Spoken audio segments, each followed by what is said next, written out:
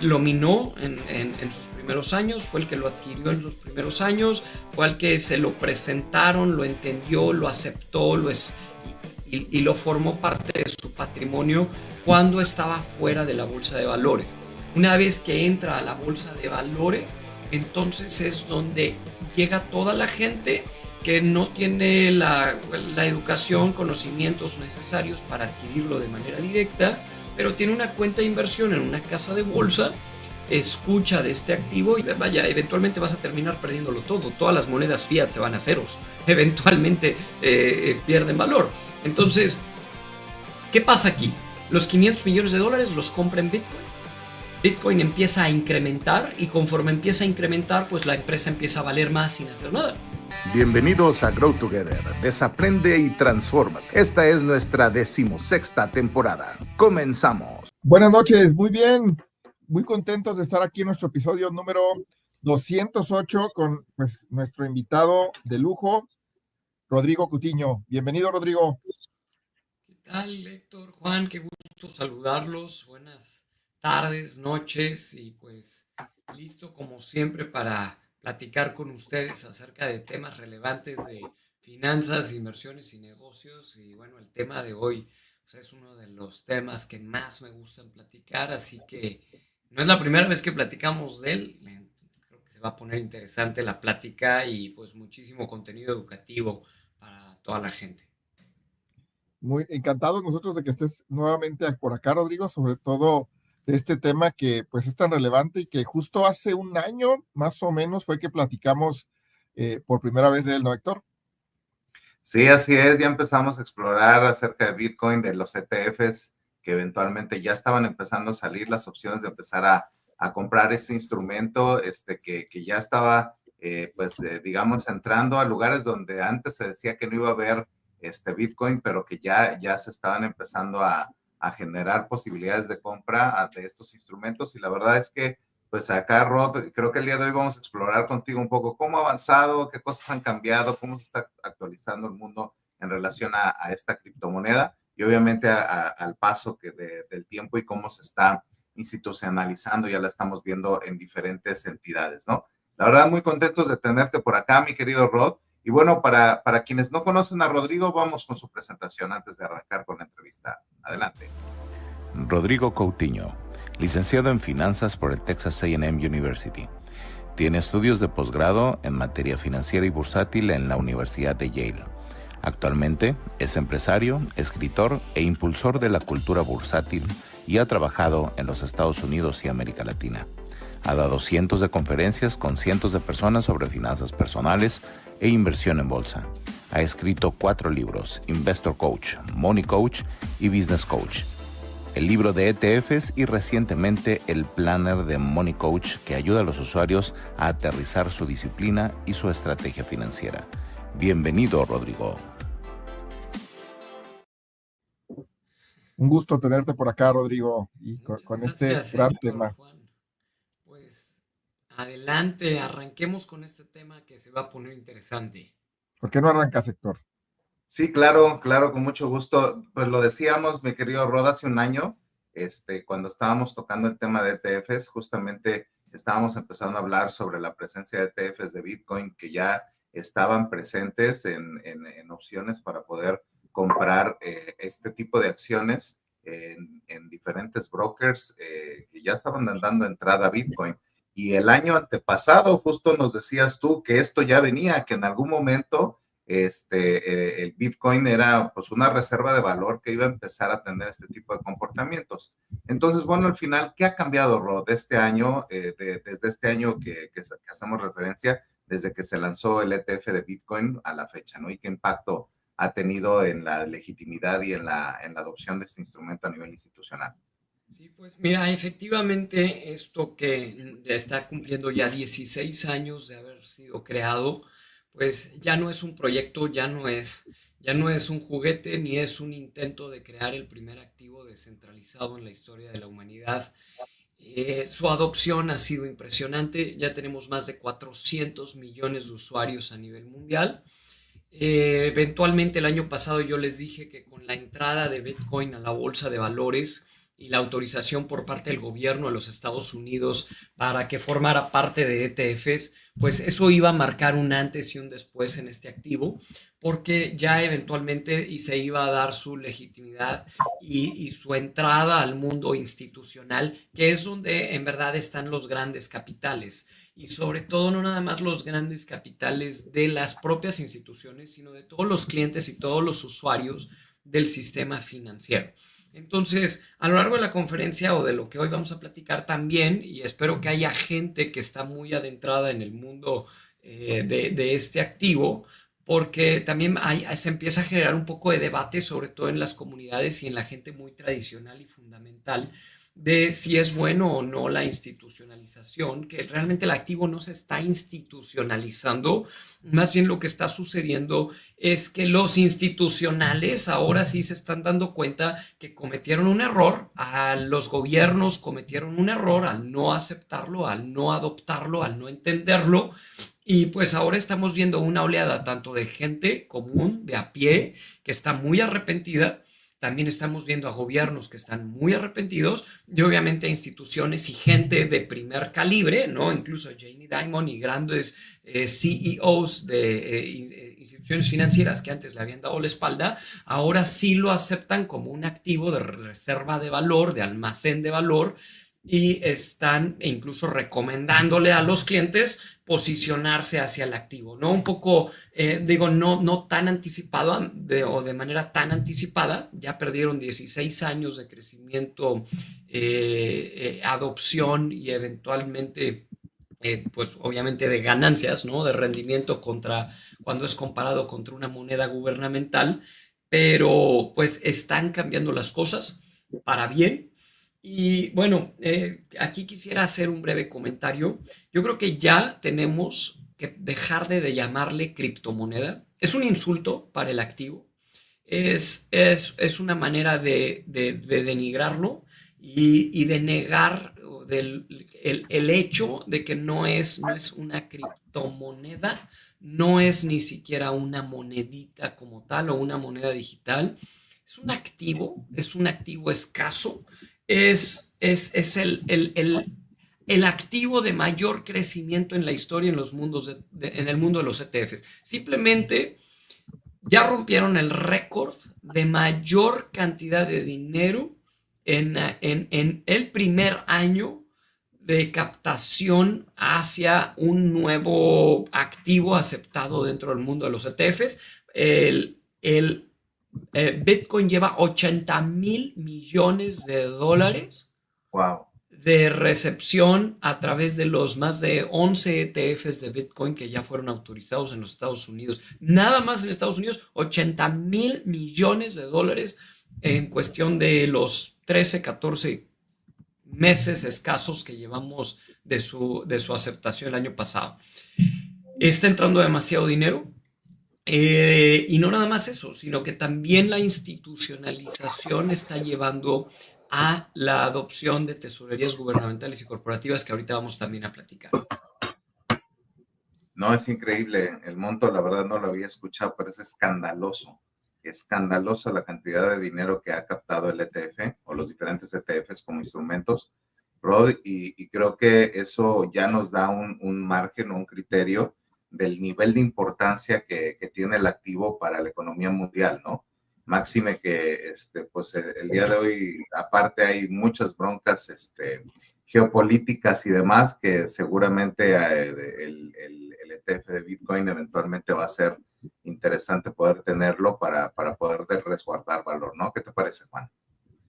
Muy, muy interesante y creo que nos lleva uno a reflexionar y a aprovechar pues este tipo de instrumentos, sin duda, para todos aquellos que no le entraron hace 16 años, hace 10 o hace 5 años, pero sobre todo lo que menciona Rodrigo ahorita, de que ya se volvió un activo institucional, ¿no? Y al volverse ese activo institucional, pues, ¿por qué o qué es lo que hace que hoy las instituciones pues lo vean como una reserva de valor? Rodrigo, ¿y qué lo diferencia, por ejemplo, de activos como el oro, ¿no? Fíjate, el Bitcoin nos lleva a crear una nueva clase de activos. Y esto es algo que no se había dado en los últimos 400 años de historia de la humanidad, ¿no? Existen prácticamente 7 clases de activos reconocidas, que son almacenes de valor, siendo uno, pues, por ejemplo, los bienes raíces, los coleccionables. El oro es una clase de activos. Tenemos la bolsa de valores, que tiene 400 años de existir. Y prácticamente desde hace 400 años que se creó el mundo bursátil, la bolsa de valores y las acciones, no habíamos tenido una nueva, lo que en inglés llamamos un nuevo asset class, o en español una nueva clase de activos. Le tomó mucho, obviamente, pues le tomó mucho tiempo, y digo, mucho, fueron 16 años a los gobiernos el estudiarlo, el darse cuenta, y a mucha gente, ¿no? Yo le digo a la gente, hay que hacer 2 cosas en este momento. Primero, lo tienes que entender. Te guste o no, te guste, lo vayas a aceptar o no como parte de tu patrimonio, lo tienes que entender. Porque conmigo puedes llegar y hablar de Bitcoin, pero si no lo entiendes, la verdad es que ni siquiera quiero platicar contigo. Podrás debatirme y decirme que no es un activo, que no es para ti, como podría yo decirte o tú podrías decirme que el oro no es para ti, o que las acciones no son para ti, o que los bienes raíces no son para ti, que son otras clases de activos. Pero si me vas a decir tonterías porque no lo has estudiado, porque no lo entiendes, entonces yo creo que ahí es donde ya no me interesa platicar, ¿no? Satoshi, que fue el creador, o el alias bajo el cual este activo fue creado, dejó acuñada una frase que es: si no lo entiendes, no tengo tiempo para explicártelo, ¿no? Y eso lo escribió en un foro y se volvió una frase muy popular para él, en la forma en la que él no está para convencerte. Dice Michael Saylor, uno de los grandes profetas hoy en día de este activo, que Bitcoin no lo vas a entender si no lo necesitas, y Bitcoin no te va a encontrar si tú no lo buscas, en el sentido de que necesitas estudiarlo para poder entender realmente lo que es, y poder, por lo menos académicamente, con argumentos sólidos, tenerlo a favor o en contra, y decir si lo quiero o no lo quiero como parte de mi portafolio patrimonial. Entonces, la diferencia entre lo que llamamos el retail y el institucional es el retail es el que lo adopta en tiempos tempranos. Fue el que lo minó en sus primeros años, fue el que lo adquirió en sus primeros años, fue el que se lo presentaron, lo entendió, lo aceptó, y lo formó parte de su patrimonio cuando estaba fuera de la bolsa de valores. Una vez que entra a la bolsa de valores, entonces es donde llega toda la gente que no tiene la educación, conocimientos necesarios para adquirirlo de manera directa, pero tiene una cuenta de inversión en una casa de bolsa, escucha de este activo y entonces ya lo va a comprar. Esto mismo le pasó al oro, y fue algo que platicamos el año pasado cuando estábamos hablando de qué son los ETFs de Bitcoin. Sin los ETFs de oro, para tú tener oro lo tenías que custodiar, tenías que adquirirlo de manera física, lo cual conlleva bastantes riesgos de custodia, ¿no? Casi si entra un ratero a tu casa te lo puede robar, y también tenías riesgos de transporte, el simple hecho de, al comprarlo, transportarlo hacia el lugar en donde va a ser custodiado, llámese tu casa. Eso lo resuelven los ETFs de oro. Y también hay un antes y un después de que el oro se vuelve institucional.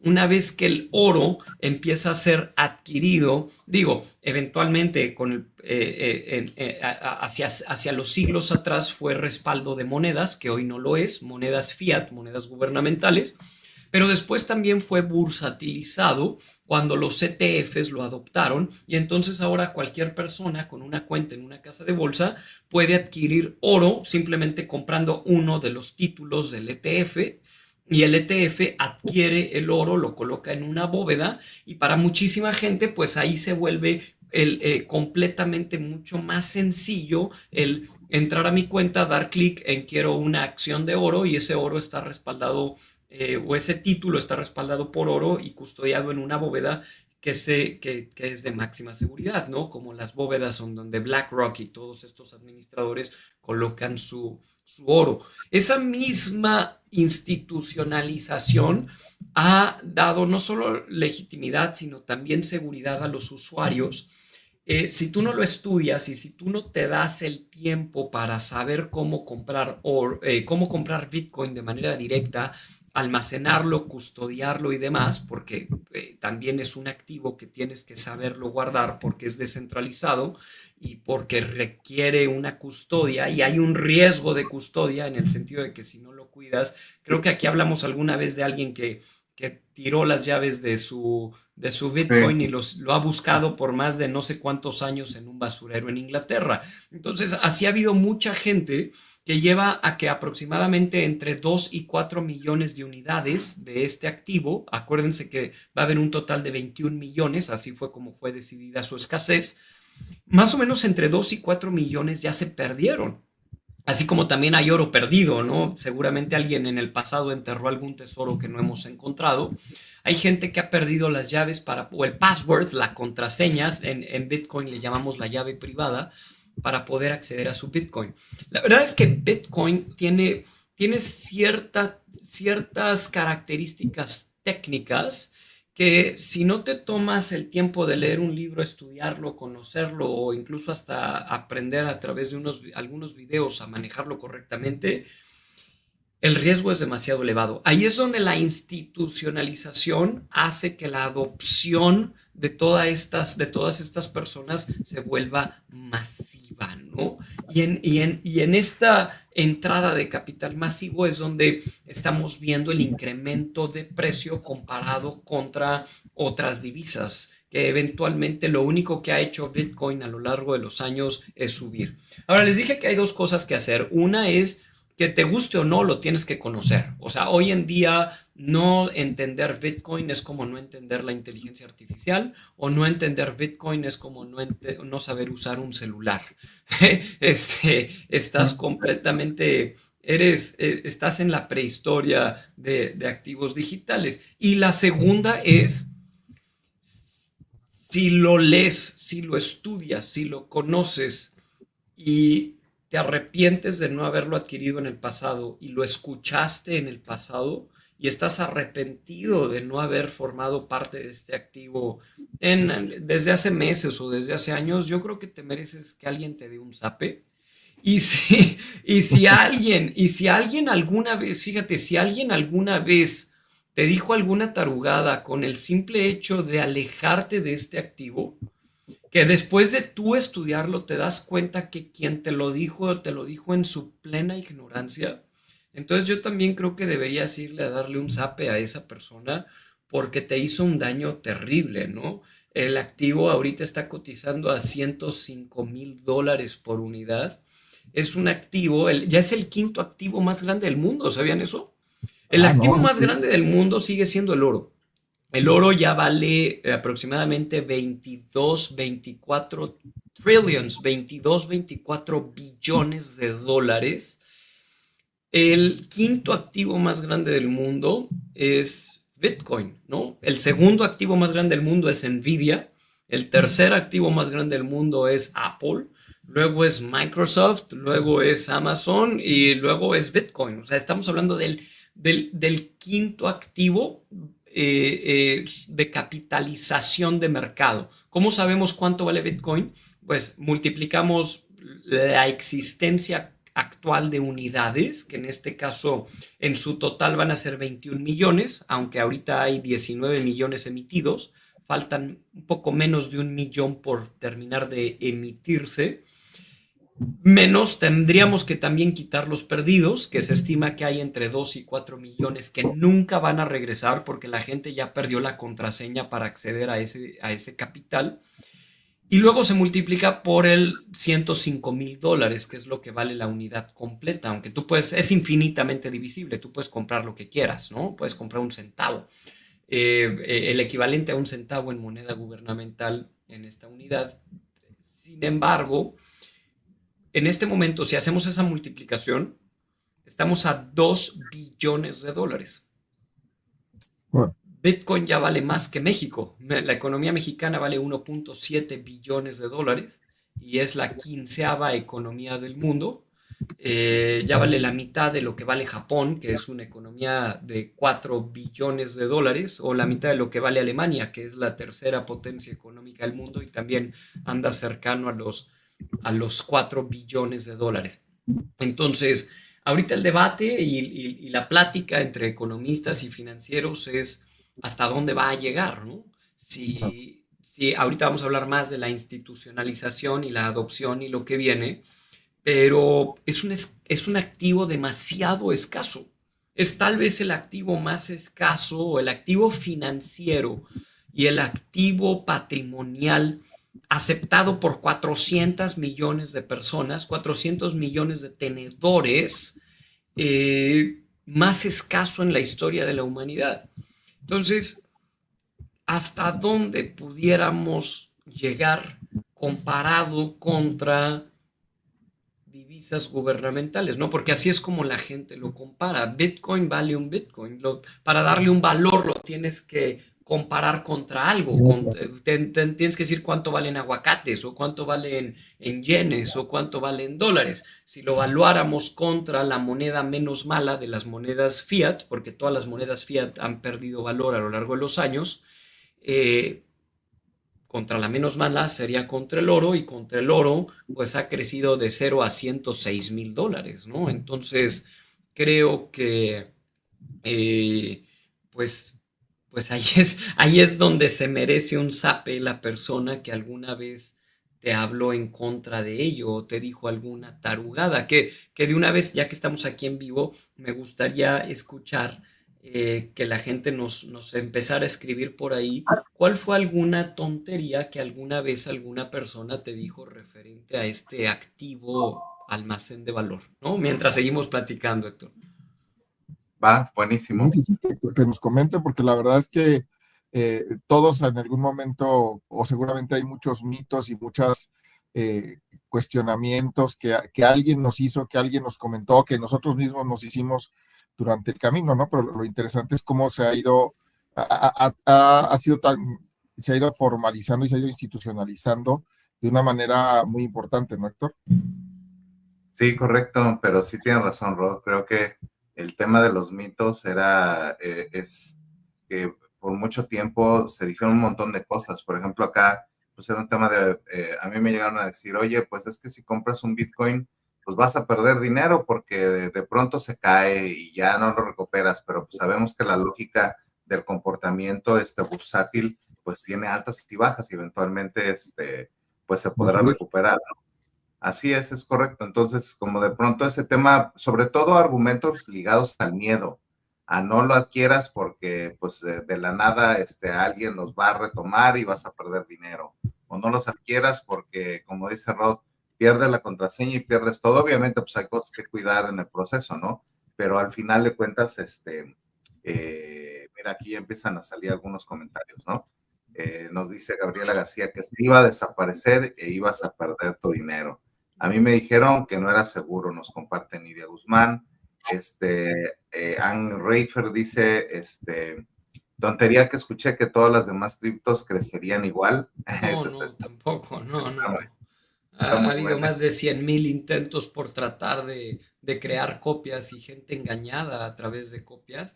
Y hoy hemos entendido que there is no second best, no existe un segundo mejor, ¿no? Y mucha gente lamentablemente también cayó en el engaño de este va a ser el siguiente y este va a ser el siguiente. Si hubiera un siguiente, entonces el original no tendría valor, ¿no? Entonces, claro. Aquí hablamos de si alguien tratara de venderte, decirte que el aluminio va a ser el siguiente oro, o el zinc, o el manganeso, o cualquier otro de los elementos dentro de la tabla periódica, cuando oro solo hay uno, y si no es oro, no es oro, ¿no? Como refugio de valor históricamente aceptado. Así es, mira, Ricardo León nos dice que sería como una pirámide y solo los primeros ganarían. Sí, lamentablemente pues son situaciones de falta de educación que la gente trató de manejar a lo largo de los años, mientras pues obviamente los desarrolladores y toda la comunidad y todos los millones de personas atrás del desarrollo de este eventual inicio como un proyecto y después se convirtió ya en toda una industria, ¿no? Pero bueno, una de las cosas que se están dando también dentro de lo que es la institucionalización es la parte de las tesorerías. Y cada vez vamos a empezar a escuchar más acerca de las tesorerías gubernamentales y corporativas. Seguramente muchos de ustedes por ahí escucharon que uno de los mejores presidentes del mundo hoy en día, que es el presidente de El Salvador, y lo refiero por lo que ha convertido dentro del país, no sé si sabían, pero tiene más de 80% de aceptación por parte de su población. Y una de las decisiones que tomó fue empezar a adquirir por parte del gobierno una unidad al día. Todos los días el gobierno de El Salvador compra uno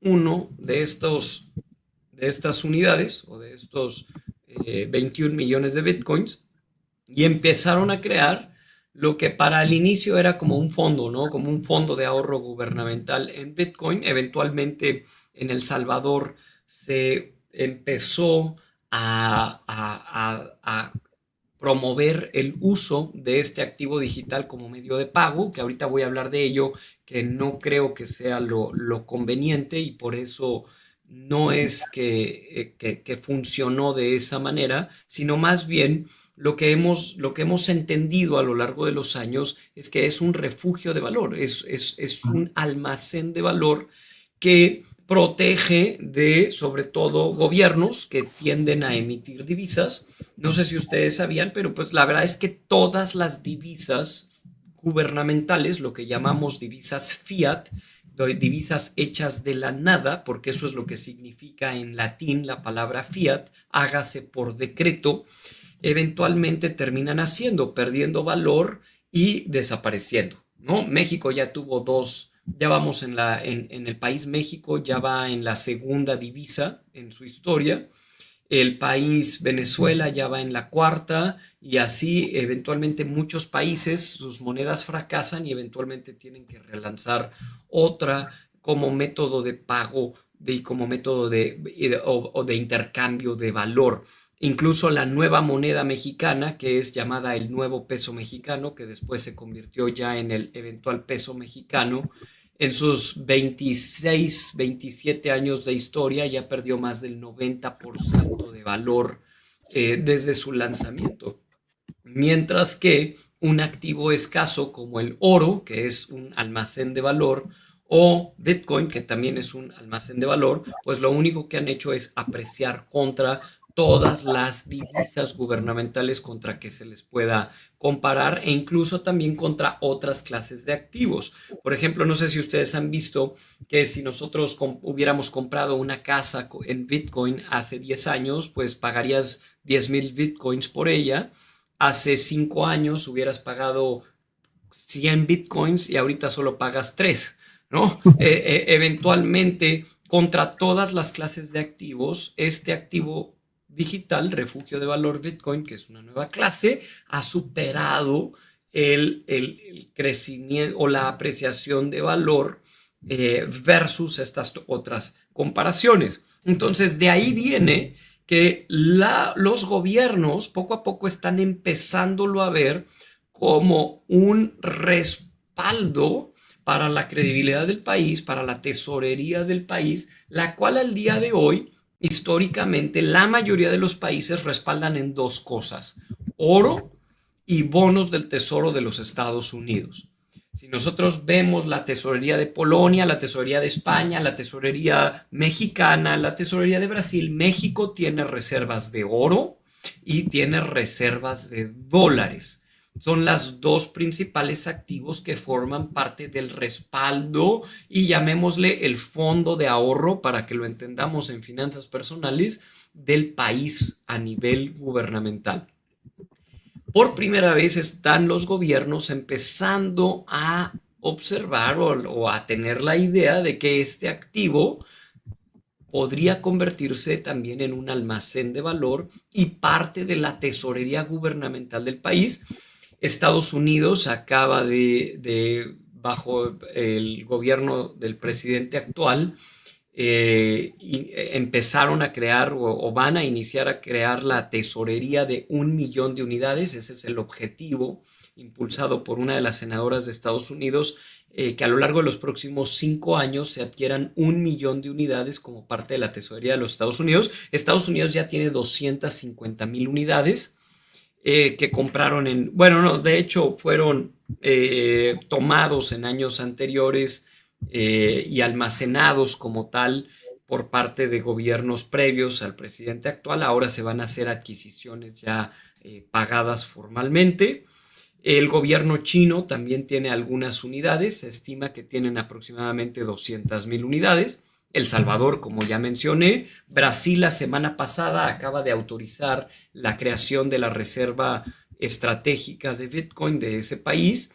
El gobierno de Bután también lo ha hecho. El gobierno de Polonia está cercano a cerrar algo, República Checa, y poco a poco vamos a empezar a ver que más países empiezan a hacer adquisiciones de Bitcoin como parte de la reserva del país. Y esto nos va a llevar a tal vez una nueva lucha mundial, podríamos llamarle una guerra mundial por acapararse de la cantidad de bitcoins remanentes, porque hay muy poco bitcoin remanente. La mayoría del bitcoin hoy en día está en el retail. Es un activo que crece diferente. La mayoría de los activos, por ejemplo, las acciones de Apple, la mayoría de las acciones de Apple están en los institucionales. Y los minoritarios, el retail, tú y yo, pues tenemos la minoría de las acciones de empresas como Apple, Microsoft, Facebook, Google e incluso hasta Oxxo en México. En este caso es la primera vez que se da un efecto contrario. Los retails, los de pie, son los que tienen la mayoría de las unidades, y los institucionales, los gobiernos y las empresas y los bancos y las casas de bolsa y demás, se lo tienen que comprar a las personas físicas de a pie, al retail, que decidan deshacerse del activo. El problema es que muchos de estos son muy fundamentalistas. Dentro de la comunidad Bitcoin, y estuve en Las Vegas hace 3 semanas en la conferencia Bitcoin 2025, en donde estuvieron más de 30,000 personas presentes. Fue impresionante. Estuvo el vicepresidente de los Estados Unidos, J.D. Vance, y estuvo mucha gente y representantes de países de todo el mundo. Y dentro de esta comunidad y dentro de la filosofía de este activo es nunca vendas. Entonces, realmente quien decide deshacerse de él a largo plazo termina arrepintiéndose o termina vendiéndolo por alguna necesidad económica, ¿no? De ahí depende el que ellos, o dependemos demasiado desde el punto de vista institucional y gubernamental, se depende demasiado de que el retail venda algunas unidades para que el gobierno o las empresas, ahorita hablo de ello, puedan empezar a crear su propia tesorería. Entonces, es algo impresionante que nunca se había llevado a cabo, que un activo naciera del pueblo para institucionalizarse. Normalmente un activo nace de los institucionales para que el pueblo lo adquiera, ¿no? Vaya, es algo jamás visto. Ahora, no solo los gobiernos se dan cuenta de esto, sino que también las empresas. Y aquí es algo bien interesante que me encanta platicar. Todo esto nace a raíz del 2020 con una persona que yo admiro mucho que se llama Michael Saylor, a quien también tuve la oportunidad de ver hace unas semanas. Y este cuate es uno de los CEOs de una empresa. Esta empresa se llama MicroStrategy. Es una empresa que pues si bien ha sido exitosa a lo largo de los años, jamás llegó a ser tan exitosa para competir al nivel de Microsoft o al nivel de Nvidia o al nivel de Apple. Y en la pandemia, en el año 2020, el CEO, Michael Saylor, se ve en la necesidad de tomar una decisión de qué hacer con el dinero que tiene en su tesorería. La empresa tenía $500 millones en la tesorería de MicroStrategy. Todas las empresas del mundo tienen sus tesorerías, tienen, vaya, su fondo de emergencia. Apple tiene más de $200 millones en efectivo. Warren Buffett en efectivo tiene cercano a $150 millones. Microsoft tiene otros $200 millones. Y a las empresas a nivel bursátil, estas grandes empresas, no se les permite comprar más que bonos. Esto es deuda gubernamental principalmente, bonos del tesoro u oro. Las empresas no pueden comprar SP500, no pueden invertir en la bolsa y difícilmente pueden hacer otro tipo de inversiones estratégicas como parte de su tesorería por normas de la Securities and Exchange Commission. Michael Saylor es presentado a través de uno de sus colaboradores, se le presenta la oportunidad de conocer Bitcoin, lo estudia, se le hace interesante y dice, bueno, ¿qué pasa si gasto los $500 millones en Bitcoin en el año 2020 y lo hago parte de la tesorería corporativa de MicroStrategy, su empresa bursátil? Hace la adquisición, Bitcoin empieza a aumentar en valor y conforme la tesorería de esta empresa empieza a crecer, se da cuenta que el valor de su empresa por capital contable empieza a aumentar de la misma manera y en ese sentido empieza a obtener créditos apalancados o con colateral con el Bitcoin que tiene. Entonces, prácticamente, ¿qué es lo que hace? Los $500 millones, los cuales se están pudriendo, como el dinero en tu cartera se está pudriendo o el dinero en el banco se está pudriendo, y con el dinero debemos hacer algo, ¿no? Es algo que siempre hemos platicado en el mundo de las inversiones. El invertir es salvar tu dinero de la constante depreciación de la divisa. Los gobiernos son adictos a imprimir billete, a incrementar el M2, hay inflación, y si tú no haces algo con tu dinero vas a perder valor. Vaya, eventualmente vas a terminar perdiéndolo todo. Todas las monedas fiat se van a ceros. Eventualmente pierden valor. Entonces, ¿qué pasa aquí? Los $500 millones los compra en Bitcoin. Bitcoin empieza a incrementar y conforme empieza a incrementar, pues la empresa empieza a valer más sin hacer nada.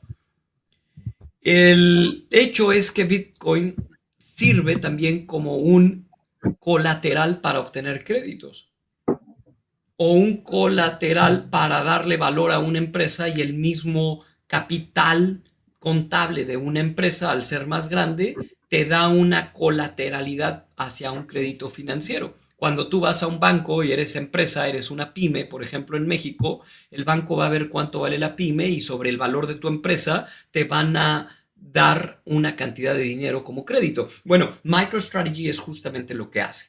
El valor de la empresa empieza a crecer y entonces saca créditos y con esos créditos compra más Bitcoin, se apalanca.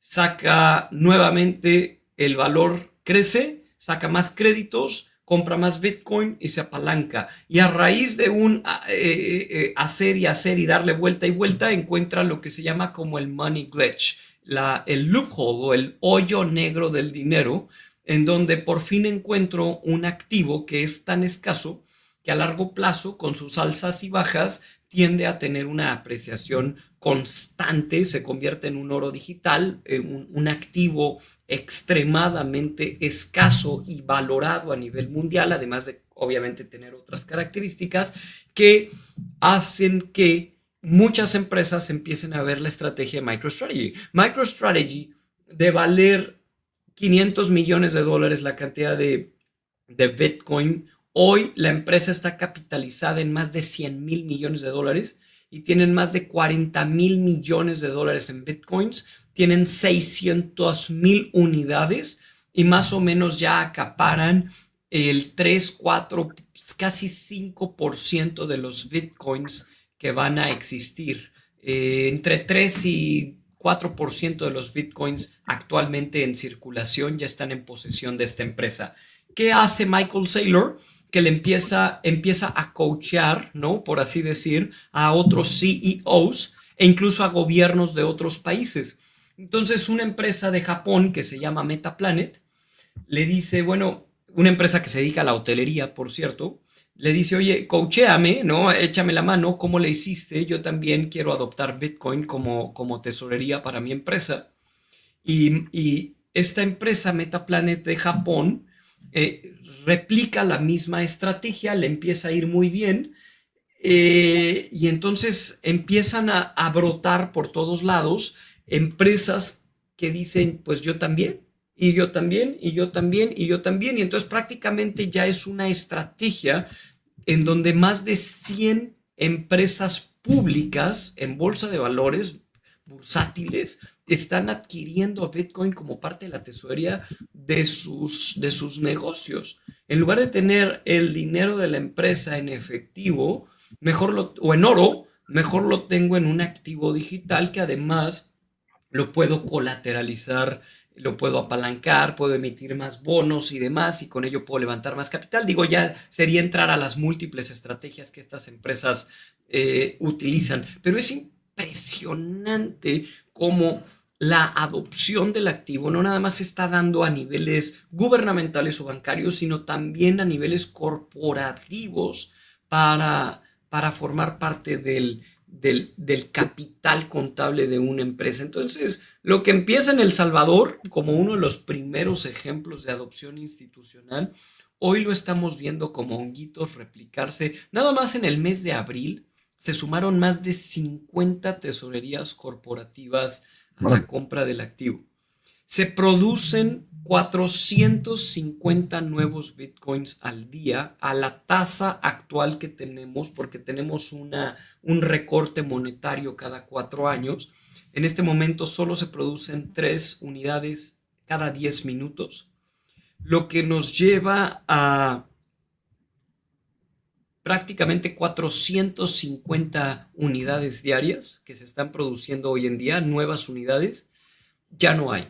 Prácticamente ya no hay, se están comprando miles. Michael Saylor está anunciando compras de 1,000, 2,000, 3,000 unidades a la semana, más los gobiernos. La semana pasada Michael Saylor fue a Pakistán a coachar a Pakistán en cómo crear su reserva estratégica también gubernamental. Entonces, ¿qué va a pasar aquí? Creo que viene una guerra, pero no nada más una guerra de países, viene una guerra de personas, países, gobiernos y demás por acapararse de este activo, ¿no? Está increíble todo el, digamos, el potencial que eventualmente está alcanzando Bitcoin, y obviamente también el cómo ya a nivel global se está adoptando, institucionalizando, como bien nos lo dice Rod, porque al final de cuentas, ya todo lo demás que viene es FOMO. En su momento, dices, 16 años, pues vamos tardísimos. Si eventualmente no has invertido tiempo en entenderlo, obviamente no has entrado, y por ende, pues vas tardísimo en dado caso de que sea parte de tu estrategia personal el poder adquirir, ya sea pues el Bitcoin que esté disponible en el mercado, si es que puedes conseguirlo, o ETFs que eventualmente pues pueden tener o pueden darte esa reserva que estás buscando en tu estrategia. ¿Cómo ves, Juan?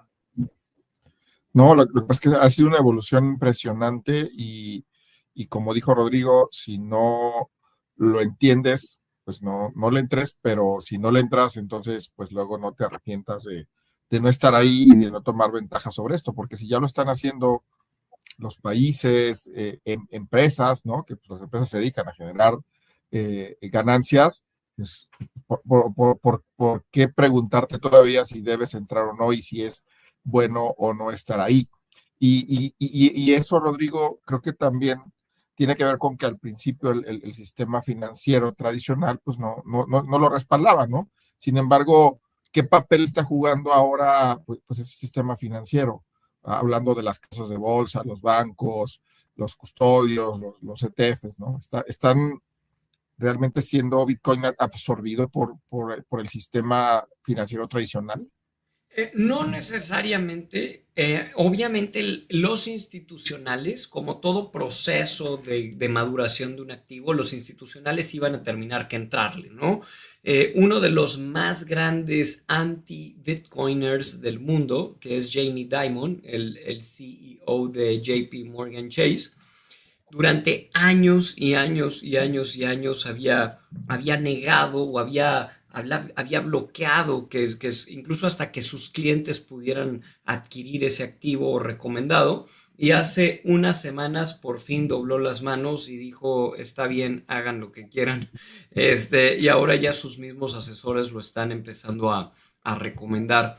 La banca lo va a empezar a recomendar hacia sus clientes. Por ejemplo, BBVA España el día de ayer le recomendó a todos los clientes de BBVA España que forme parte en su patrimonio entre el 5 y 7% este activo. El 75% de los financial advisors de los Estados Unidos, o sea, de los asesores financieros certificados de los Estados Unidos, ya recomiendan que las familias a manera patrimonial mantengan entre el 2 y el 4% de su patrimonio dentro de este activo, así como también emiten una recomendación similar para el oro, que es otra clase de activos de reserva de valor. Lo que me lleva a decirles que la institucionalización de Bitcoin simplemente hace que entren otros jugadores. Dentro de la comunidad siempre ha habido el rechazo de algunas personas a que los institucionales formen parte, porque realmente Bitcoin nace de la necesidad de tener un activo completamente descentralizado que ningún gobierno pueda bloquear, que nadie pueda, no requieras de una custodia de un tercero, que puedas custodiar por ti mismo, que puedas transferir de persona a persona la posesión del mismo. O sea, todas las características del activo no se violan al entrar las instituciones. Las características del activo, su funcionamiento, el sistema descentralizado de nodos, el hecho, ellos no lo pueden tomar, no lo pueden bloquear, no lo pueden modificar. El consenso se sigue llevando a cabo por parte de la comunidad. Los más de 22,000 nodos que están conectados en este momento a nivel mundial siguen siendo descentralizados, desde personas con una laptop hasta grandes mineros. La minería sigue en manos de la gente. Los gobiernos y los bancos no se están metiendo al bloqueo porque simplemente no pueden. Es el primer activo que no pueden bloquear, no pueden tomar posesión de. El gobierno chino cantidad de veces ha tratado de prohibirlo y todo el mundo se ríe en la cara de los gobernantes chinos porque el simple hecho de decir voy a prohibir algo que es no prohibible, ¿no? Es razón de broma, ¿no? Es razón de chiste para el que lo entiende. Entonces, creo que es muy diferente las instituciones lo están tomando, a las instituciones lo están adoptando, lo están recomendando e incluso están creando vehículos que permiten otro tipo de adopción del activo. ¿A qué me refiero? Una vez que la mayoría de los bancos adoptan a Bitcoin como parte de su ecosistema y como una clase de activos dentro de su oferta de productos, entonces también te lo pueden tomar como colateral. Por ejemplo, una de las grandes o una de las cuestiones que mucha gente pregunta es ¿cuándo lo voy a vender? Nunca. Bitcoin no se vende y tú podrías quedarte por el resto de tu vida el Bitcoin que tienes y si necesito dinero, ¿qué hago? Entonces lo puedo dar como colateral y me dan un préstamo, lo cual es libre de impuestos y me permite no vender el Bitcoin, el cual es un activo escaso de apreciación de valor y aún así yo poder obtener liquidez de él. Eso es lo que las instituciones también te ofrecen. Pienso que Bitcoin va a bajar, necesito una protección, un derivado, una cobertura, y las instituciones me dan con mi colateral un seguro de protección de precio contra una divisa fiat por un periodo de tiempo determinado. Entonces no lo tengo que vender si lo quiero proteger. Ejemplo, pienso que va a bajar, que no es algo recomendable hacer especulación con este activo, pero pienso que va a bajar y quisiera comprar si baja. Bueno, entonces no tengo que venderlo, puedo asegurarlo a través de un put, a través de un contrato derivado, y eso me lo ofrecen las instituciones. O necesito un préstamo, necesito usar dinero, necesito disfrutar de algo que requiero adquirir. No vendo el activo, lo doy como colateral, como muchos estadounidenses hacen, por ejemplo, en los Estados Unidos con sus casas. En Estados Unidos, cuando la gente necesita dinero, dan su casa como un préstamo o como colateral para un préstamo, y con eso reciben liquidez. Nosotros sabemos que la gente de altos patrimonios nunca vende sus activos patrimoniales, mejor los apalanca para hacer más dinero con ellos, o incluso para sacar o obtener liquidez con el activo como colateral. Eso es algo que Bitcoin te da, esa posibilidad, y mientras más entran las instituciones, ese tipo de productos los vamos a empezar a ver cada vez más, cada vez a la orden del día, ¿no? E incluso hasta yield, intereses que conlleva sus riesgos, pero también podrías dar a préstamo tu Bitcoin para generar intereses sobre él, en una especie de sistema financiero, como el sistema tradicional, ¿no? Tus pesos tú se los puedes prestar al banco, firmas un pagaré y el banco te presta, te paga intereses.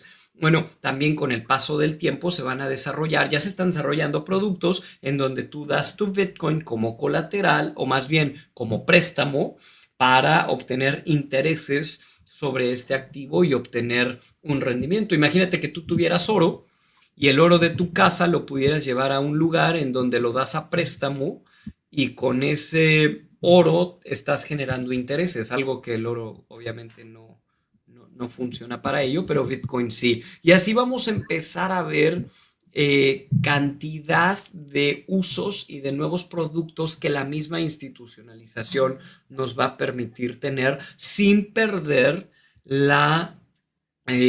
pues llamémosle el fundamento nativo del activo, que es la descentralización total, ¿no? Correcto, correcto, Rod. Juan, ya estás de regreso, qué bueno, que ahí te perdimos un poquito. Entrándole, oye, Rod, y por ejemplo, cuando O sea, en hablamos términos sobre... generales, pues, si bien sí, Dale, Juan, dale.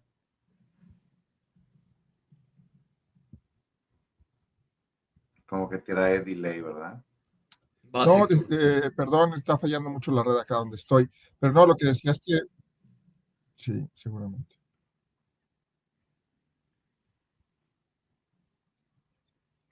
Sí, bien, trae delay. Si quieres, le doy, Rod, como decías. Fíjate que uno de los puntos que queremos preguntarte también es sobre el tema justamente del marco regulatorio, ¿no? Porque al final, obviamente el hecho de que ya sea mucho más popular, que sea institucional, ¿cómo ha cambiado la regulación en este último año? Y bueno, también saber si esta regulación que eventualmente pues son reglas que ya el hecho de abrir la puerta a Estados Unidos seguramente trae consigo reglas. ¿Esto podría frenar la adopción institucional? ¿Qué nos puedes platicar al respecto? No, al contrario, los países cada vez, sobre todo el mundo libre y el mundo desarrollado, cada vez lo adoptan más. Si tú quieres ver si un gobierno es sobre todo de izquierdas extremas, un gobierno restrictivo, un gobierno socialista, un gobierno comunista, es porque van a tratar de bloquear a Bitcoin como activo. Digo, en sus sueños y en su mente y de manera ilusa, porque Bitcoin no se puede bloquear. Pero ahí es donde caeríamos en los gobiernos como, obviamente, el gobierno chino, el gobierno ruso, en países extremos que están, vaya, más que en contra de este activo por la simple descentralización que tiene y que son gobiernos, al ser gobiernos de izquierdas extremas o gobiernos con tintes socialistas comunistas, van a preferir los controles de capital, el poder emitir divisa e imprimir divisas internas y que la gente no pueda tener una manera de crear un patrimonio en un bien escaso o en una reserva de valor de este tipo, e incluso bloquear entradas y salidas de capitales. Sin embargo, incluso en países socialistas extremos, como el caso de Venezuela o el caso de Argentina en su momento, estamos viendo que Bitcoin ha sido utilizado como una reserva de valor que les ha permitido a estas personas poder llevarse su dinero del país al momento de salir porque no hay otra manera. Son países donde los capitales están bloqueados, las casas de cambio no existen, las tarjetas de débito y crédito no funcionan fuera del país, las transferencias fuera del país están bloqueadas. En cambio, las transferencias por medio de Bitcoin, al ser un activo descentralizado, no hay manera de que estos gobiernos asquerosos puedan prohibir el uso de. Entonces, contestando tu pregunta, en el mundo libre y en el mundo desarrollado, la adopción que estamos viendo por parte de los gobiernos nos está llevando hacia la desregularización, hacia la adopción y sobre todo a que los desarrolladores y todos aquellos que están innovando productos sobre estos activos digitales o sobre esta cadena de bloques o tecnología que es lo que corre la red de Bitcoin, se empiece a desarrollar. El gobierno de Donald Trump en los Estados Unidos está siendo demasiado abierto hacia la posibilidad de cada vez desregularizar, lo que nos está permitiendo que entendamos que los gobiernos a niveles municipales, estatales y federales tengan que empezar a abrir las puertas hacia una adopción masiva, y lo que hace Estados Unidos, eventualmente todos los demás países lo empiezan a copiar. Fue cuando Trump gana las elecciones y dice Bitcoin va, y el gobierno a nivel Congreso, Senado, pasan todos estos nuevos lineamientos de adopción para tesorerías, sobre todo gubernamentales, e incluso estatales que se están dando en Estados Unidos, que entonces los otros gobiernos del mundo dicen va, ¿no? Creo que es el FOMO, el no querer quedarme atrás. También en Estados Unidos, que no es un tema de la plática del día de hoy, pero se está dando ya la desregularización y la aceptación de las stablecoins, que son las unidades de dólar respaldadas por dólares 1 a 1 en paridad, de libre circulación de manera descentralizada. Y eso va a fortalecer muchísimo al dólar de los Estados Unidos. Eso va a permitir que mucha gente del mundo pueda fluir hacia la moneda fiat de menos depreciación en la historia de la humanidad, que ha sido el dólar de los Estados Unidos, ¿no? Y estas stable coins van a permitir darnos un método de pago estable, descentralizado, que sobre todo en países emergentes le va a permitir a la gente tener una moneda estable, no de reserva de valor ni de refugio de valor, pero sí estable ante poder adquisitivo o menos o de menos inflación que sus monedas natales, ¿no? O originales del país en cuestión. Correcto. No, pues entonces está clarísimo, Rod. Creo que eso le da una ventaja mucho más amplia al Bitcoin, justo como dices, para que no haya manos que quieran regular o que quieran acaparar o que quieran ponerles límites, siempre y cuando, como dices, se mantenga ese criterio de economía abierta en donde hay libre mercado y obviamente se puede trabajar de esta forma. Y creo que a final de cuentas, pues es como lo decías hace ratito, es un tema ya de estrategia. Eventualmente es poder tener esa reserva de valor de respaldo para poder pues justo descansar el valor de una compañía, de una persona de manera individual o inclusive de un país, pues puesto en un instrumento que no necesariamente pues se va a ver afectado por el capricho de nadie. Entonces creo que hoy más que nunca clave el poder entender a profundidad el Bitcoin como esta reserva de valor y pues aunque ya va uno un poco tarde, pues obviamente generar una estrategia para poder tener ese respaldo en el mediano o largo plazo, como nos dices. Juan, ¿cómo Yo no vas? creo que vayamos tarde, Héctor. El activo no es tan grande para la aceptación que tiene. El activo no vale tanto. Mucha gente piensa, es que vale $105,000. Claro, porque solo hay como 17 millones disponibles en circulación libre. Si nosotros le sacáramos el precio a cualquier acción como Apple, Microsoft, Tesla, Nvidia, a 17 millones de unidades, entonces Microsoft vale como $300,000. Nvidia vale como $400,000. La gente tiene que entender que es infinitamente divisible. ¿Cuánta gente a nivel mundial tiene la capacidad de comprar acciones de Nvidia? Solo aquellos que tienen una acción en la bolsa en los Estados o una acción, una cuenta en una casa de bolsa que les permita comprar esa acción, que es un acceso directo a la bolsa de los Estados Unidos. En cambio, ¿cuánta gente en el mundo puede descargar una wallet en su celular para poder utilizar Bitcoin? Estamos hablando de un mundo de 8,000 millones de habitantes con 400 millones de usuarios. Creo que todavía estamos demasiado primitivos. El potencial contra el oro es 10 veces. Oro vale 22 billions o trillions, perdón, billones. Estamos hablando de un 10, 12x para llegar a la capitalización del oro. Y hay quienes aseguran que la capitalización del oro va a seguir aumentando, sobre todo conforme el oro siga manteniendo características de reserva de valor. Entonces, yo no creo que estemos del todo tarde. Sin embargo, tampoco estás tan temprano. No es como que se te acaba de ocurrir porque lleva 16 años en existencia y 16 años creciendo contra tu moneda fiat favorita. El detalle aquí está en que quien quiera participar, lo más recomendable es que aplique una estrategia de dosificación. Jamás debes entrar de jalón a ningún activo patrimonial. Siempre hay que dosificar, hay que hacerlo una práctica de dosificación mensual a largo plazo y también tener diversificación. Por ejemplo, ustedes me conocen toda la vida, pues he sido financiero y me he dedicado al medio bursátil.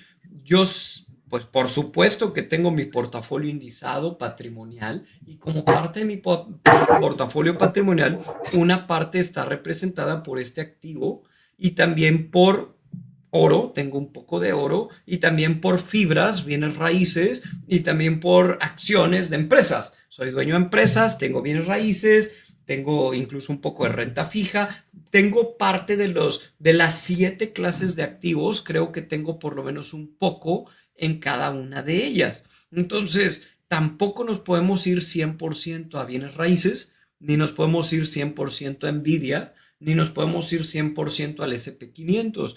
Hay que tener una diversificación patrimonial. Es un gran activo, definitivamente. Es más, yo me atrevo a decir que en los últimos 80 años han habido 3 grandes avances en la humanidad.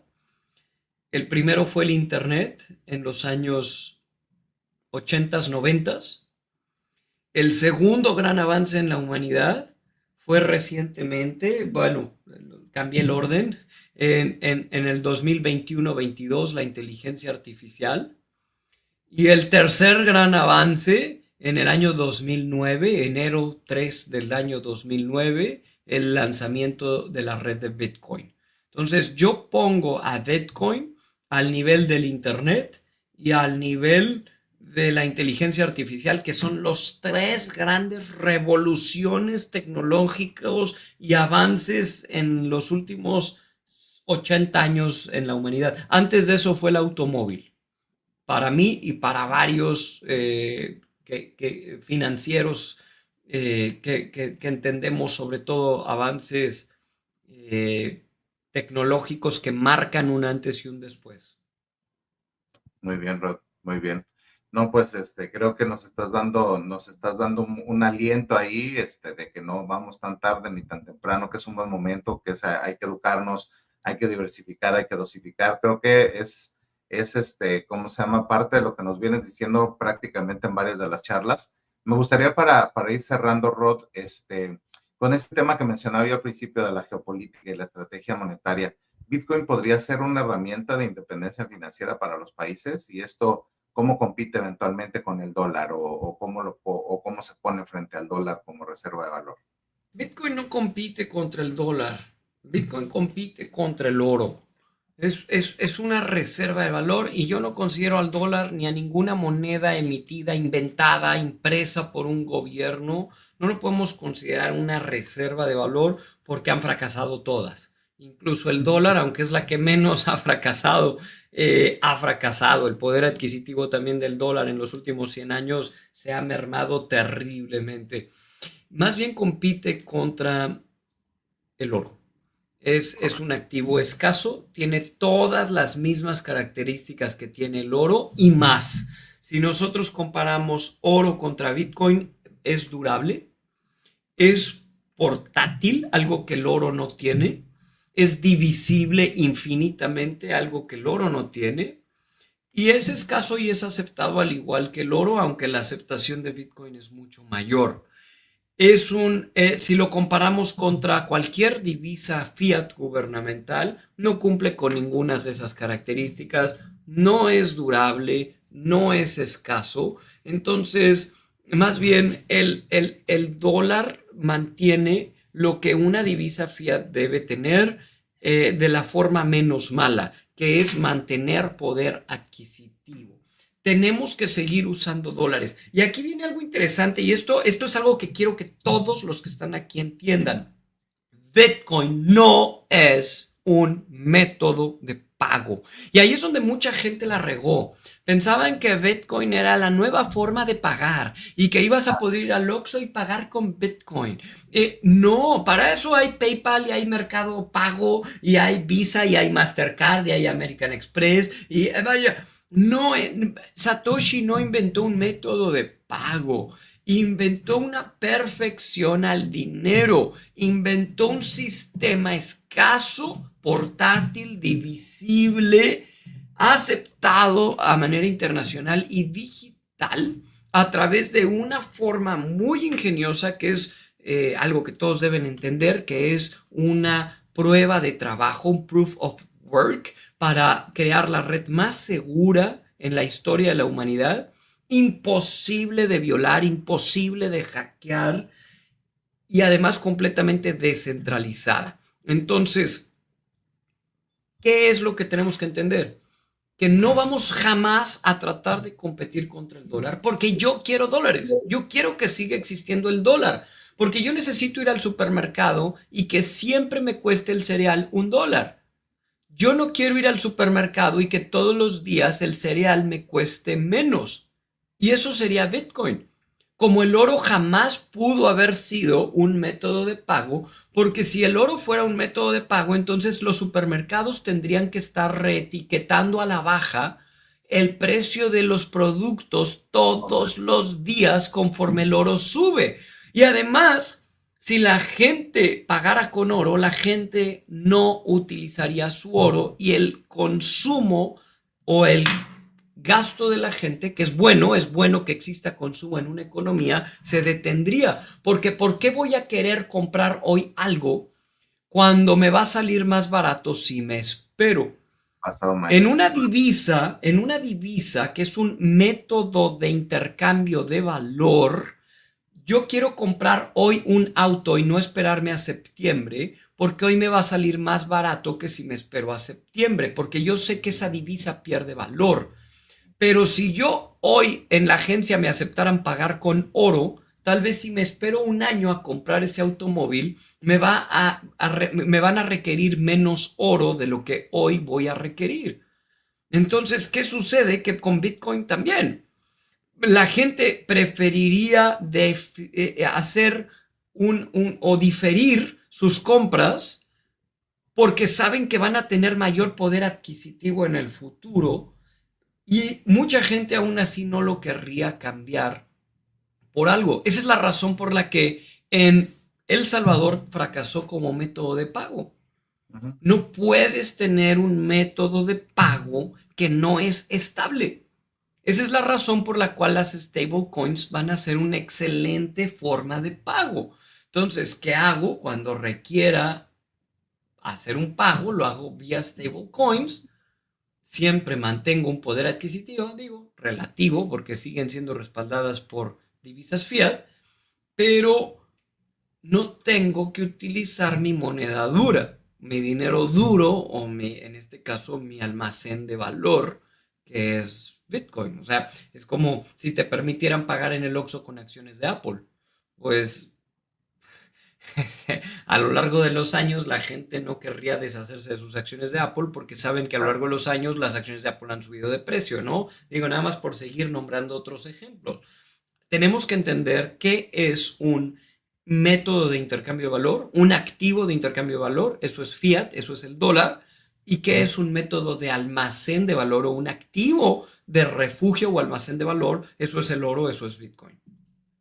Buenísimo, Rod. Y fíjate que justo le diste al clavo, para justamente las personas que todavía están pensando que el Bitcoin es un método de intercambio. Ese es el punto, porque eventualmente compras el Bitcoin y eventualmente se cae. Oye, y ahora vale menos. Entonces la gente, pues, en cierto momento yo tenía amigos que me dijeron, no, yo me salí porque se cayó de tantos dólares a tantos dólares, entonces ya no voy a poder comprar nada directamente, cuando justamente la evolución que nos pone sobre la mesa, pues está puesta más en que Bitcoin es más un refugio de valor o reserva de valor versus un método de intercambio de valor, como bien lo acabas de decir, con la moneda fiat. Entonces, aquellos que todavía tenían un poco de duda de para qué es que se adquiere un Bitcoin, creo que esta última parte que nos compartes es clave para terminar de entender muy bien el papel de Bitcoin, pues digamos, en la vida financiera de hoy día, ¿no?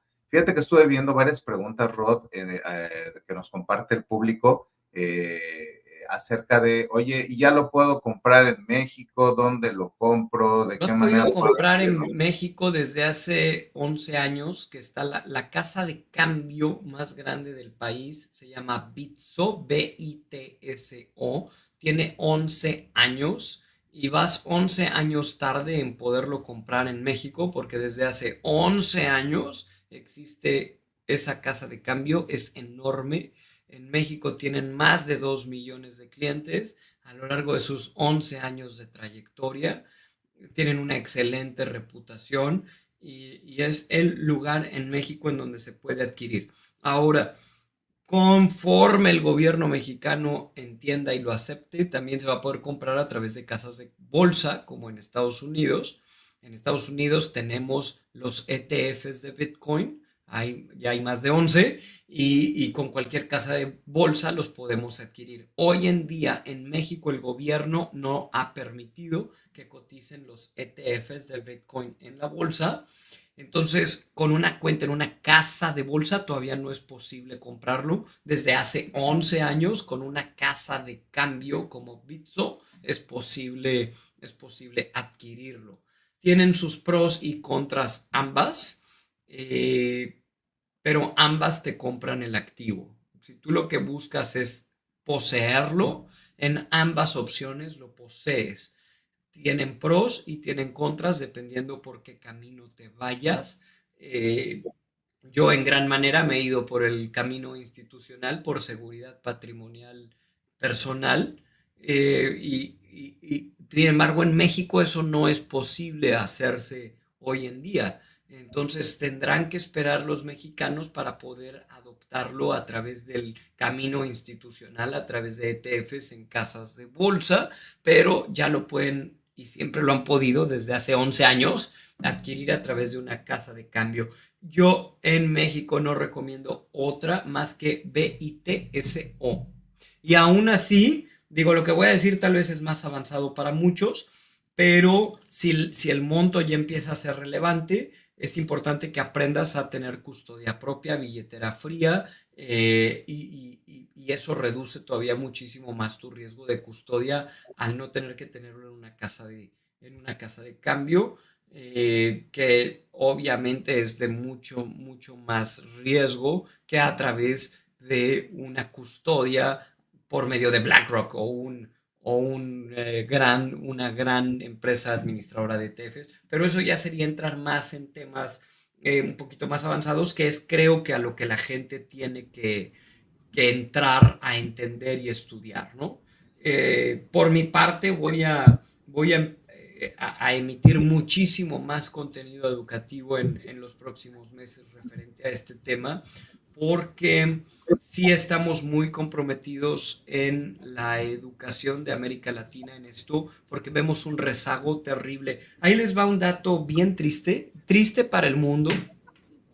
El 50% de los bitcoins a nivel mundial ya están en tenencia de estadounidenses. Y eso es algo muy triste. 50% de las unidades totales están en tenencias personales, corporativas y gubernamentales en los Estados Unidos. ¿Por qué? Porque los estadounidenses lo adoptaron más rápido. ¿Por qué? Porque obviamente los niveles de educación financiera y los niveles de educación económica son mucho más altos.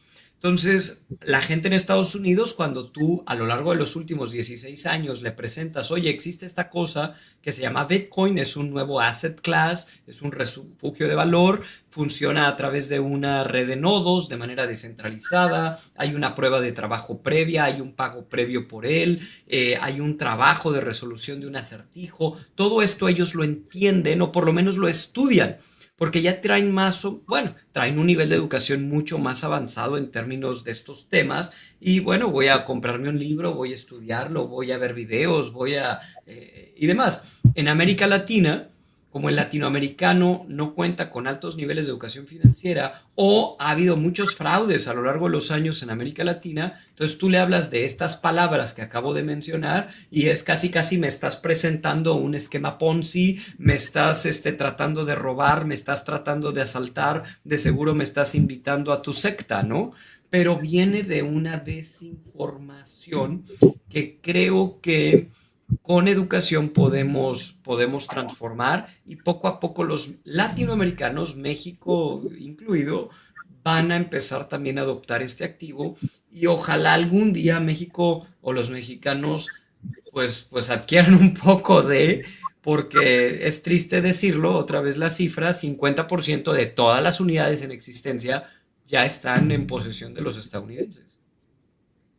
Buenísimo, brutal el dato que nos pone sobre la mesa, Rod. La verdad es que información valiosa para poder entender, para poder capitalizar también en nuestra toma de decisión, para poder hacer patrimonio y hacer FIRE eventualmente. Entonces, queridos amigos, pues nuevamente agradecerte, mi querido Rod, por habernos acompañado. Por ahí Juan ha estado teniendo problemas con la conectividad. Sin embargo, pues a nombre suyo también agradecerte por acompañarnos nuevamente acá en Grow Together, ¿no? Y bien, queridos amigos, como saben, tenemos una buena costumbre acá en Grow Together, así que vamos a cerrar con esto. Vamos con el resumen. Muy bien, gustosos de tenerlos nuevamente en este episodio 208, la institucionalización de Bitcoin con Rodrigo Coutinho. Y la verdad es que el día de hoy nos llevamos bastante información, queridos amigos, para poder tomar mejores decisiones en relación a nuestro acercamiento con este activo de valor que es el Bitcoin, ¿no? Y justamente Rod nos empezaba a decir qué fue lo que ha cambiado. Bueno, el día de hoy ya 400 millones de usuarios a nivel mundial han adoptado el Bitcoin como una reserva de valor. Y obviamente esto ha venido abriendo puertas de manera importante desde el momento en el que Estados Unidos abrió la puerta para poder institucionalizar el Bitcoin dentro de su marco financiero, pues obviamente se abre para poder entrar a la bolsa de valores y se ha legitimado en todo el mundo de manera institucional. Las instituciones el día de hoy ya están aceptando al Bitcoin como activo y reserva de valor y ya lo recomiendan. Entonces, obviamente, pues quienes no han entrado todavía ahí ya han perdido cerca de 16 años de crecimiento de adopción. Y bueno, es importante dimensionar porque si bien arrancó como una criptomoneda, el día de hoy no está denominada como una moneda, más bien es un activo escaso, es un activo que tiene un mayor crecimiento en el mundo financiero, en el mundo de los ETFs, como nos decía Rodrigo al principio, y obviamente pues en el proceso se ha venido rompiendo récord de captación, prácticamente 80,000 millones de dólares han entrado en las arcas de adquisición de Bitcoin en el último año aproximadamente, ¿no? Entonces, como activo institucional, pues realmente ya es Bitcoin parte de este listado que las organizaciones o los países están tomando para poder tener reservas de valor, ¿no? Y nos decía Rod, hay 7 clases de activos conocidos como reserva de valor, en más de 400 años. No había habido uno como lo hay en este momento, como lo es Bitso, ¿no? Entonces hay que entenderlo como un activo, de valor. Si no lo entiendes, pues obviamente no tengo tiempo para explicarlo, lo acuñaba en una frase Satoshi. Entonces el Bitcoin no lo vas a entender si no lo necesitas. El Bitcoin como tal se ha institucionalizado como el oro. Actualmente hay 21 millones de dólares. Entre 2 y 4 millones se han perdido aproximadamente. Perdón, 21 millones totales de Bitcoin. Entre 2 y 4 millones se han perdido por haber perdido la llave privada, el password, entre otras problemáticas. Nos decía Rod el caso de Inglaterra, donde una persona perdió las llaves, traía llavero y pues ya tiene muchos años buscando esas llaves en un basurero. Entonces, te guste o no, lo tienes que conocer. El día de hoy Bitcoin es el 5º activo más grande del mundo y obviamente pues ya se compara en el valor completo del activo con economías como México, que es la 15ª economía en el mundo, ¿no? Entonces es un activo financiero, patrimonial, aceptado, el más escaso en la historia de la humanidad y el día de hoy ya se está integrando dentro de las tesorerías corporativas, ¿no? Y nos compartió algunos ejemplos, Rodrigo, como el gobierno de El Salvador, que eventualmente se ha dado a la tarea de comprar una unidad por día y obviamente arrancó poniéndolo sobre la mesa como un método de pago. Después se ha dado cuenta que realmente no es eso, no es un proceso de intercambio, sino más bien es un almacén de valor y ha venido consistentemente adquiriendo un Bitcoin pues para dar soporte a la economía de este país. Y lo mismo ha sucedido obviamente con otros gobiernos que están volteando a ver esta estrategia de Bitcoin como reserva de valor, pues para poder seguir nutriendo las arcas financieras no solamente de oro, sino también del Bitcoin como una reserva de valor, como bien nos decía Rod, ¿no? Entonces, nos dice Rod, bueno, al final te pueden preguntar, ¿y cuándo lo vendes? Nunca lo vendas.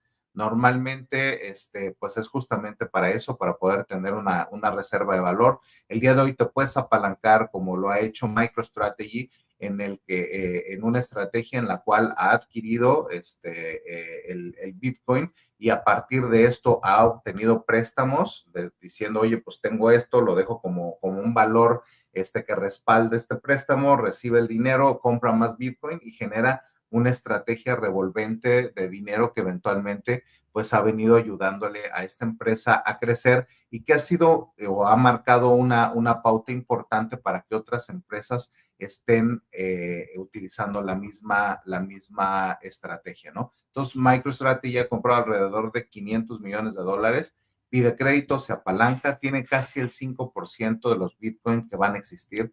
Y acá, pues ha habido otras empresas como esta japonesa Metaplanet que replica esta misma estrategia, y el día de hoy, pues hay más de 100 empresas bursátiles que han venido haciendo esta copia de estrategia, ya que ven la importancia de poder tener ese respaldo en su estrategia financiera, obviamente, y pues digamos en la parte de tener un respaldo como reserva de valor dentro de las arcas de su organización, ¿no? Ya hacia el final, nos decía Rodrigo, afortunadamente, pues el Bitcoin no se regula por nadie más, es completamente descentralizado, por lo tanto, pues gobiernos abusivos, gobiernos que eventualmente quieren poner orden, no pueden hacerlo. China ha intentado y llega un momento en el que obviamente su gente sigue adquiriendo el Bitcoin. En su momento también algunos gurús financieros llegaron a poner sobre la mesa este tema de no adquirirlo por el riesgo, entre otras cosas, y hace poco han doblado las manos porque ya el día de hoy es una estrategia clara, ¿no? Entonces, al final de cuentas, queridos amigos, pues es importante entender que hay hitos importantes que marcan una gran diferencia a lo largo del funcionamiento de la humanidad, hitos como el Internet, que vino a revolucionar por completo a la humanidad, la inteligencia artificial y obviamente el lanzamiento de Bitcoin, ya que es una reserva de valor que es completamente portátil, que es infinitamente divisible, que es escaso, que es aceptado y que los altos niveles de adopción el día de hoy ya permiten tener este nivel de adopción del Bitcoin como reserva de valor. Entonces, nos decía Rodrigo hacia el final que en el caso de México hay una institución financiera que es una casa de cambio a través de Bitso para poder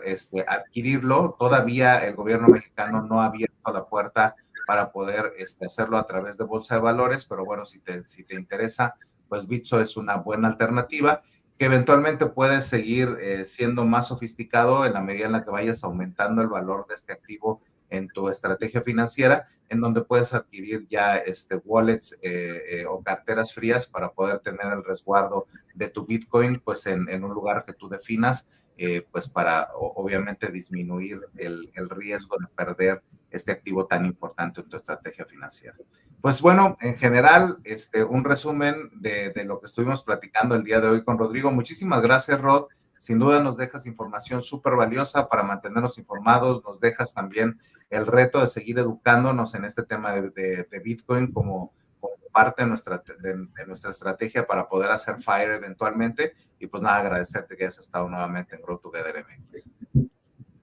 Muchas gracias por la invitación y nos vemos pronto para ver qué sigue dentro de Grow Together. Seguro que sí, mi querido Rod. Juan, si nos escuchas, nos vemos en la próxima. Hasta luego. Hasta luego. Gracias. ¿Y bien? ¿Qué vas a hacer por ti? Recuerda seguirnos en redes sociales como Grow Together MX o Grow Together MX1 en Instagram. Compártelo, dale like y recuerda, desaprende y transfórmate.